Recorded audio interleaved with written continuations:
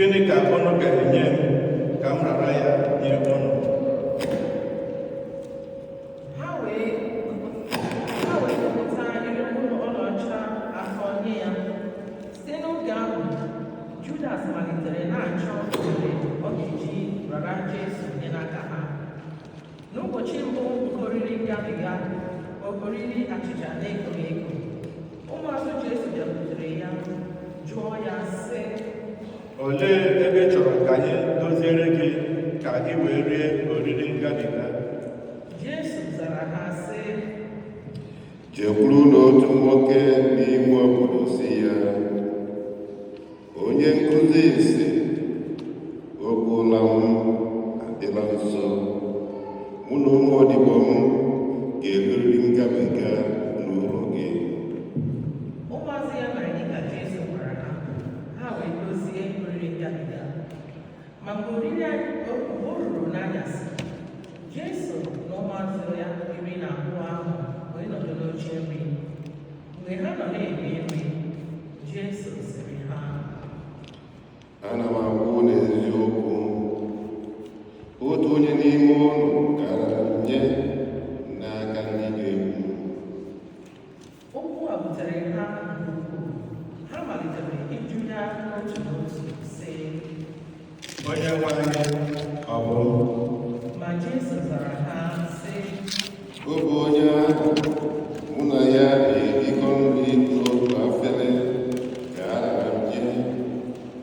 Nwa nke mmadụ na-ala dịka esite ya n'akwụkwọ nsọ, ma ọ ga-adị nwoke ahụ onye ga-esi n'aka ya bara nwa nke mmadụ nye.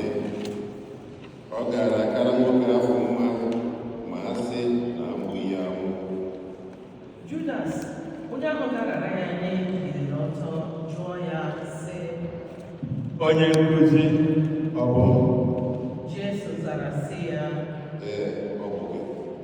mgbe ha nọ na-eri nri, Jesu were ogbe achịcha gọzie ya, nyawa ya nye ụmụazụ ya sị ha, Naranụ ihe nke a bụ ahụ m.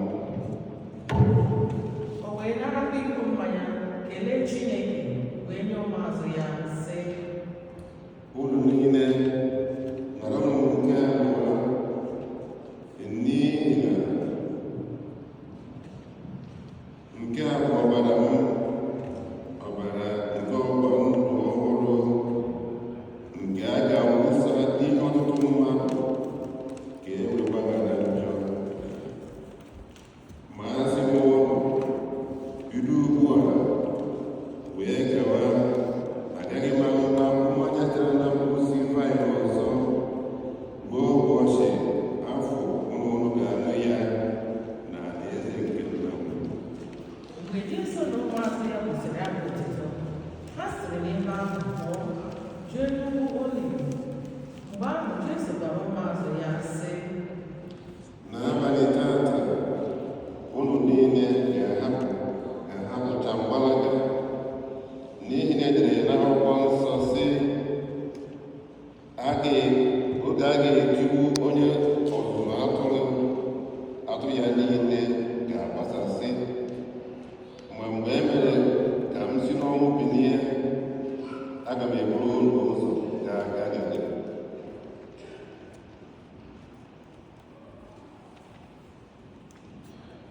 Ma Pita zara ya sị, ọ bụ ya bụ nke a." Ọ bụrụ na ndị ọzọ ahapụ gị gbala, agaghị ahapụ gị.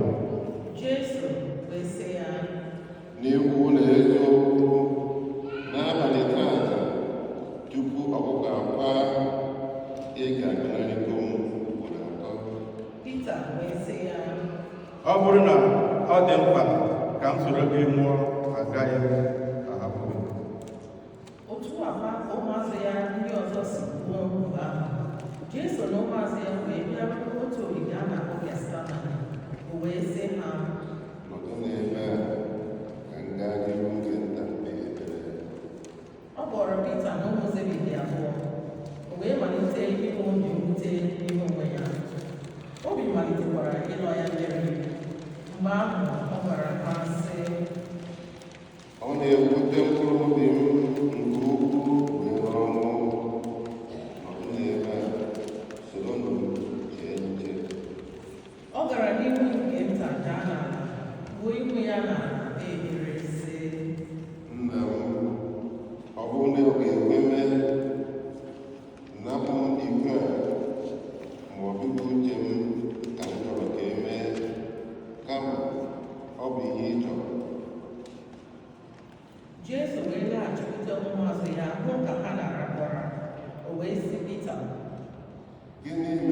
enweghị ike iso chee nche otu elekere,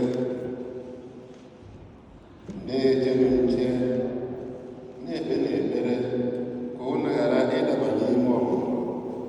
Mmụọ m kwere ekwe ezie, mana anụ ahụ adịghị ike. O wee hapụ ha jekwa ọzọ mgbe ugboro abụọ n'ebe edere sị, Nna m, ọ bụrụ na iko a agaghị agabiga m ma ọ bụghị ịkpanwe ya, ka eme uche gị. o wee bịakwa ọzọ hụ ụmụazụ ya ka ha na-arapụ ya, n'ihi na ọmụra jisiri ha ike. O wee hapụ ha ọzọ kpee ekpere nke ugboro atọ, na-ekwukwa otu okwu ahụ. O wee mesịa laghachikweta ụmụazụ atọ ahụ sị ha, Unu nọrịrị na-arahụ ụra na-ezukwa ike. Lee, oge ọgwụ m adịla nso. Agara m nwa nke mmadụ nye n'aka ndị mmehie. Binie ka anyị si ebe a pụọ. Lee, onye gara na nye nọ nso. mgbe Jesu ka bụ okwu n'ọnụ, Judas, otu onye n'ime ụmụazụ iri na abụọ ahụ batara, ya na nke igwe mmadụ. Ụfọdụ ji mma agha ha, ndị ọzọ ji osisi. Ndị isi nchụaja na ndị okenye nke ndị Juu zitere ha, ma Judas agbala ha arịị na nzuzo sị, onye ọbụla m ga-esusu ọnụ, onye ahụrụ ya, jidenụ ya. ngwa ngwa Judas wee bịakwute Jesu sị ya, Onye nkụzi, udo dịrị gị. o wee sụtụ ya ọnụ, ma Jesu sịrị ya. Enyi m, mee ihe ị bịara ime. Mgbe ahụ ha bịaruru nso jide Jesu kwugidesie ya aka ike. N'otu oge ahụ, otu n'ime ndị ha na Jesu nọ mepụtara mma agha ya, jiri ya mepụ ntị otu onye isi ndị agha. Mgbe ahụ Jesu sịrị ya, Bighachi mma agha gị n'ọgbọ, n'ihi na obu mma ga-aga na mma agha. I chere na enweghị m ike ịrịọ nna m maka enyemaka ka o zitere m igbe ndị mmụọ ọma, ndị mmụọ ozi ka ha bịa napụta m, ma ọ bụrụ na ya ezie bịa zọpụta m, olee otu a ga-eji anyị ezi mmezu ihe dere n'akwụkwọ nsọ. n'oge ahụ Jesu jụrụ igwe mmadụ ahụ bịara ha ajụjụ sị, Unu pụtara jiri mma agha na osisi ijide m, ma dịka esi biko, ma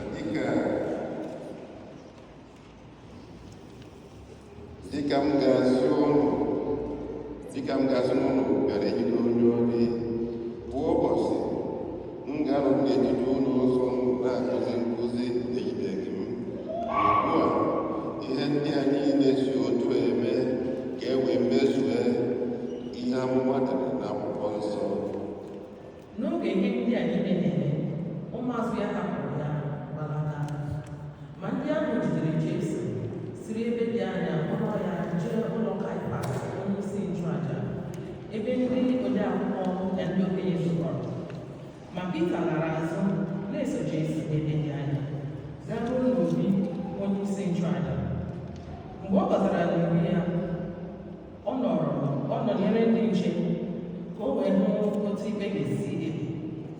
Ma ndị isi nchụaja na ndị nnọkọ ikpe ahụ niile gbara mbọ ka ha chọta ebubo ụgha ha ga-eji mma ya ikpe ọnwụ, ma ọ dịghị nke ha hụrụ. Ọ bụ ezie na ọtụtụ ndị ahụ ha bịara, n'ikpeazụ ndị akaebe ụgha abụọ pụtara kwuo sị, Nwoke a kwuru sị, enwere m ike ịkwatu ụlọ nsọ okwu Chineke, wughachikwa ya n'ụbọchị atọ. onye isi nchụaja wee bilie ọtọ jụọ Jesu sị, Ị zaghị ihe ọbụla, gịnị bụ ama ndị a na-agbagide gị? ma Jesu gara nkịtị. Onye isi nchụaja wee sị ya, Eji aha Chineke dị ndụ nye gị iwu, sị gị, gwa anyị, ị bụ Kristi ahụ, nwa Chineke? Jesu wee sị ya, Ee, abụ m ya. N'ezie asị m ụnụ, si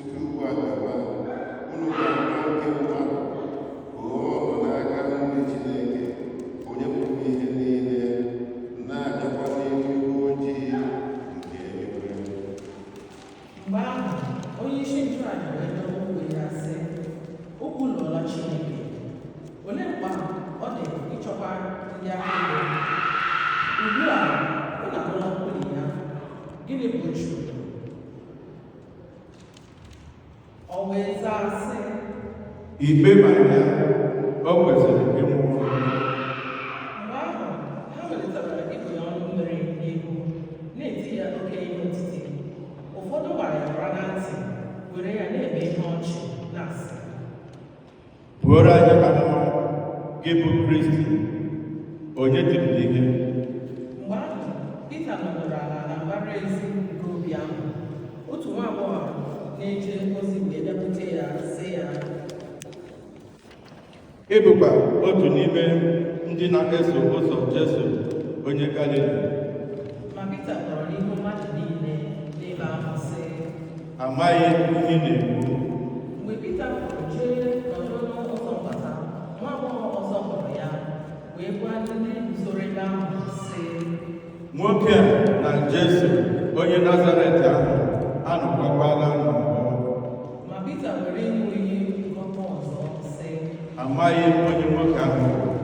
mgbe nwoke gasịrị, ndị guzoro ebe ahụ bịara nso bịara ebe Pita nọ sị ya, N'eziokwu, ị bụkwa otu onye n'ime ha, n'ihi na anyị esitela n'asụsụ ị na-asụ ghọta na ị bụ onye Galili.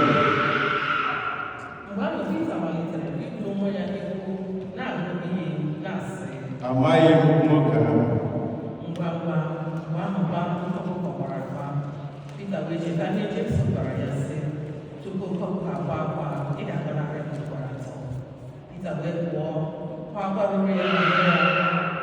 Mgbe chi bọrọ, ndị isi nchụaja niile na ndị okenye ndị Juu gbagidere Jesu nso otu a ga-esi gbuo ya. Ha wee kee ya agbụ, duru ya pụọ, rara ya nye n'aka Paịlet bụ gọvanọ, onye nọchiri anya ọchịchị ndị Rom n'akụkụ Judia niile n'oge ahụ.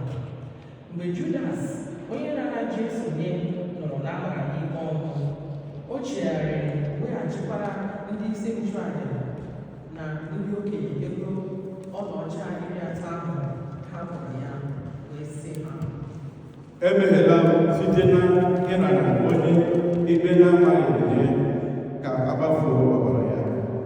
ma ha sịrị ya, Nke agbasara anyị, ọ bụ ihe dịrịrị.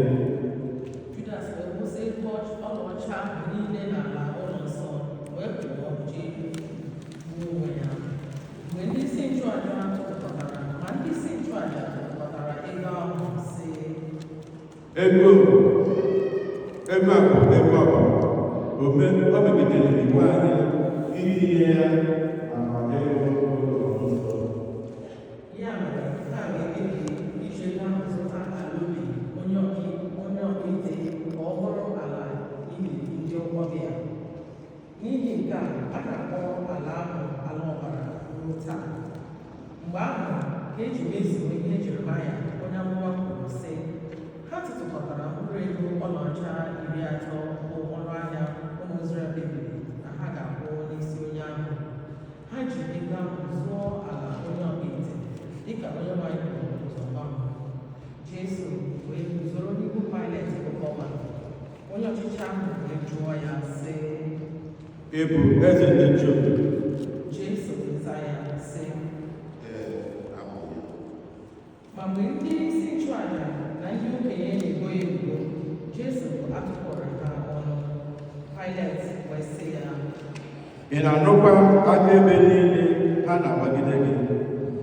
ma Jesu ekwughị otu mkpụrụ okwu. Ihe a wee ju Paịlet anya nke ukwuu.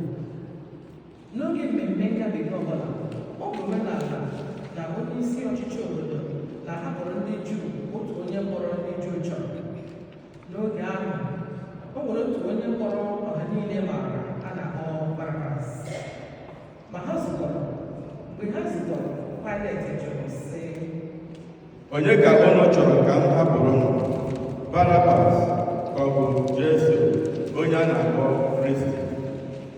n'ihi na ọ matara na ha kpọkọtara ya Jesu n'ihi anyasị.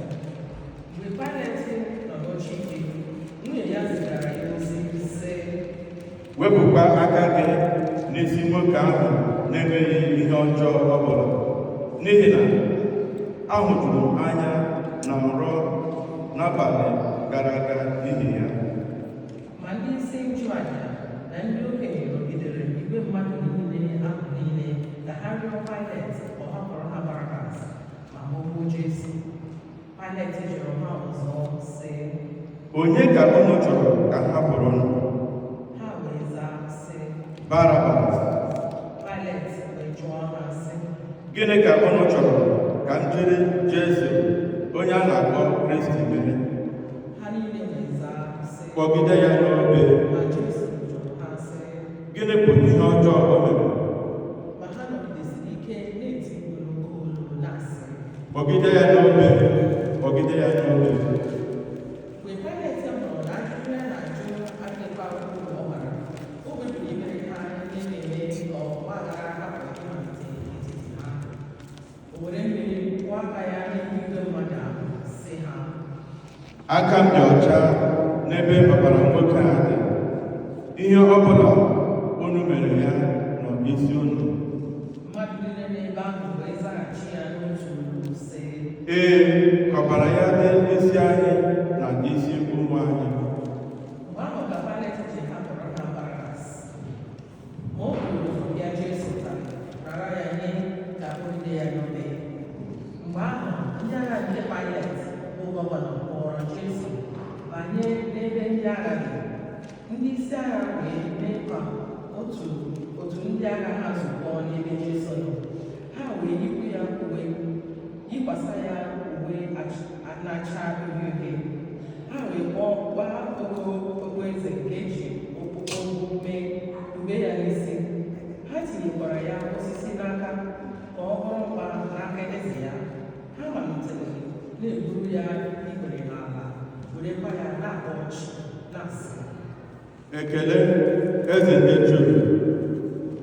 ha bụrụ ya ọnụ mmiri, narakwa ya osisi ahụ o ji n'aka tie ya n'isi.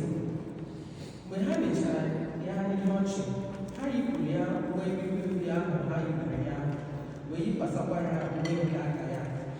Ha wee buru ya pụọ, kpọgide ya n'obe. Mgbe ndị agha ahụ du Jesu pụtara n'ụzọ, ha wee zute otu onye sere n'ihi a na-akpọ Simon. Ha wee manye ya obodo Jesu. Ma ha rutere n'ebe a na-akpọ Gọlgọta, nke bụ asụgharịa ya ebe ọkpụkpụ isi. Ha nyere Jesu mmanya a gwara agwọ ka ọ ṅụọ. Ma mgbe o detụrụ ya ọnụ, o kweghị ya ọṅụṅụ. Mgbe ha kpụdesịrị Jesu n'obe, ha fere nza n'etiti onwe ha wee kesaa uwe ya. N'elu obe ahụ, ha dekwasịrị ebubo ha boro ya sị, onye a bụ Jesu, eze ndị Juu. Mgbe ahụ a kpọgidere ya na ndị ohi abụọ n'obe, otu n'aka nri ya, otu n'aka ekpe ya. Ndị na-agafe n'ụzọ na-ekwulu Jesu na-ekpe n'isi na-asị, Leenụ onye nwere ike ịkwatu ụlọ nsọ ukwu Chineke, weghachikwa ya n'okpuru ụbọchị atọ. Zọpụtanụ onwe gị, ọ bụrụ na ị bụ nwa Chineke, si n'elu obe rịdata. otu aka ahụ ndị isi nchụaja na ndị ode akwụkwọ na ndị okenye jikwara ya mee ihe ọchị sị, Ọ zọpụtara ndị ọzọ, ma ike adịghị ya ịzọpụta onwe ya. Ọ bụ eze ndị Izrel. Ya si n'elu obe rịdata ugbu a, ka anyị kwere na ya. Ọ tụkwasịrị Chineke obi na-ekwu na ya bụ nwa Chineke. Ya mee ka Chineke ya zọpụta ya ugbu a, ma ọ bụrụ na Chineke chọrọ ọdịmma ya. otu aka ahụ ka ndị ohi ndị a kpụdesịrị ya na ya n'obe si akpara ya. Ma site n'elekere 12 nke ehihie ruo n'elekere 3 nke ehihie, ọchịchịrị machiri obodo ahụ niile. N'oge dị ka elekere 4 nke ehihie, Jesu tiri mkpu n'oke olu sị, Elai, Elai, lama sabachthani, nke na-agbafere ya, Chineke m,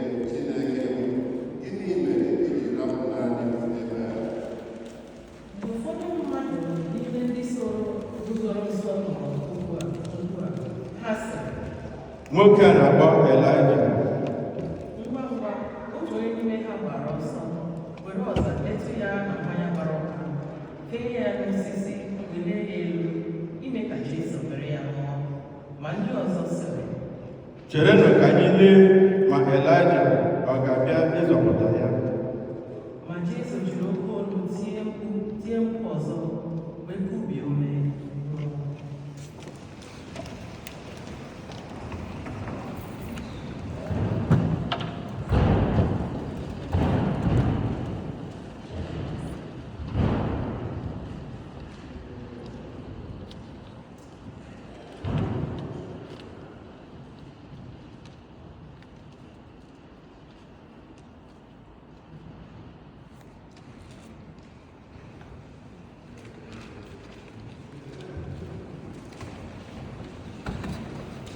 N'otu ntabi anya ahụkwa, ọkpa mgbochi nke dị n'ụlọ nsọ okwu Chineke gbawara ibe abụọ site n'elu ruo n'ala mara jijiji. Oke nkume wee gbawasịa, ọtụtụ ndị meghere. E mere ka ọtụtụ ndị nsọ ndị dara n'ọrụ ọnwụ bilie. Mgbe Jesu bilisiri n'ọnwụ, ndị ahụ sitere n'ọnwụ bilie ha gbara ili ha bata Jerusalem, wee gosi ọtụtụ mmadụ onwe ha. Mgbe ọchịagha na ndị ya na ya na-eche Jesu nche hụrụ ala ọma jijiji na ihe niile mere oke egwu tụrụ ha, ha wee kwuo sị, n'eziokwu onye a bụ nwa Chineke. ọtụtụ ụmụ nwaanyị nọkwa n'ebe ahụ guzo n'ebe dị anya na-ele ihe na-aga. Ụmụ nwaanyị ndị a si Galili soro Jesu na-enyere ya aka. Ụfọdụ n'ime ha bụ Mary Magdalene, Mary nne Jemis na Joseph, na nne Jemis na Jọn bụ ụmụ Zebedi. Mgbe o ruru n'anyasị, otu onye ọgaranya aha ya bụ Joseph siri n'obodo Arimatia bịa. Nwoke a bụkwa onye na-eso ụzọ Jesu. O jekwuru Pilet rịọ ya ka ebie ya ozu Jesu. Pilet wee nye ike ebinye Joseph ozu Jesu. Joseph wee buru ozu Jesu, were ezi akwa ọcha na-enwu enwu nke ya, wee donye ya n'ili ọhụrụ nke o gburu onwe ya na nkume. O jikwa otu nkume buru ibu kpuchie ọnụ ili ahụ, hapụ ya laa. Ma Mary Magdalene na Mary nke ọzọ nọdụrụ ala na ncherịta ihu nke ili ahụ. Ma n'echi ya bụ ụbọchị izu ike nke na-eso ụbọchị nkwadebe nke ndị Juu, ndị isi nchụaja na ndị Farisii zukọrọ jekwuru Pilet sị ya, Nna anyị ukwu, anyị chetara na onye ụgha ahụ kwuru mgbe ọ dị ndụ sị, mgbe ụbọchị atọ gasịrị, aga m esi n'ọnwụ bilie.